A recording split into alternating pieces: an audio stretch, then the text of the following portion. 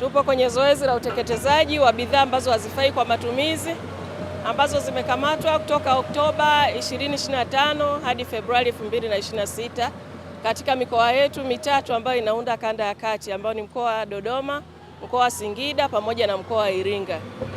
Kwa hiyo bidhaa ambazo zinateketezwa leo ni za vipodozi na vyakula ambavyo vimeisha muda wa matumizi, vipodozi ambavyo vina viambata sumu ambavyo haviruhusiwi kutumika nchini. Pia kuna bidhaa za mitumba ambazo ni nguo za ndani za mitumba, kisheria haziruhusiwi kuingia nchini kutokana na madhara yanayotokana na matumizi ya nguo za ndani za mitumba. Kwa hiyo bidhaa hizi jumla zina uzito wa kilo 4,500 au tani 4.5. Thamani yake ni milioni 44,911,000. Kwa hiyo bidhaa hizi zinateketezwa leo katika dampo la Chidaya lililopo halmashauri ya jiji la Dodoma.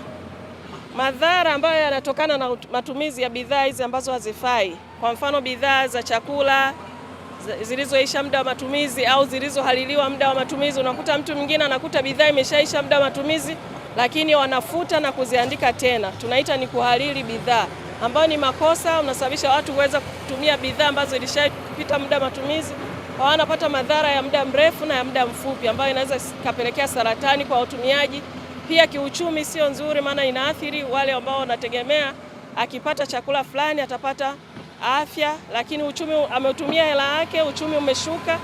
Pia upande wa mitumba ambayo haifai, ambayo ni nguo za ndani za mitumba, zina madhara, maana zile bidhaa za mitumba ya ndani inaenda kugusana moja kwa moja na mwili wa mwanadamu.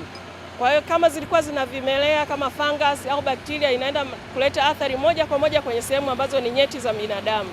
Kwa hiyo bidhaa hizo pia haziruhusiwi kuingia nchini, na kama zimeingia kwa njia za magendo inatulazimu kuziondoa sokoni na kuteketeza. Kwa hiyo wito kwa wafanyabiashara, tunaomba watumie ubinadamu katika kufanya biashara zao ili madhara yasijitokeze kwa watumiaji. Mtumiaji anavyotoa hela yake kwa ajili ya kupata chakula au vipodozi, apate bidhaa ambayo inafaa kwa matumizi. Kama kimeisha muda wa matumizi, wanaruhusiwa kuvitenga ili watu wasipate bidhaa ambazo hazifai.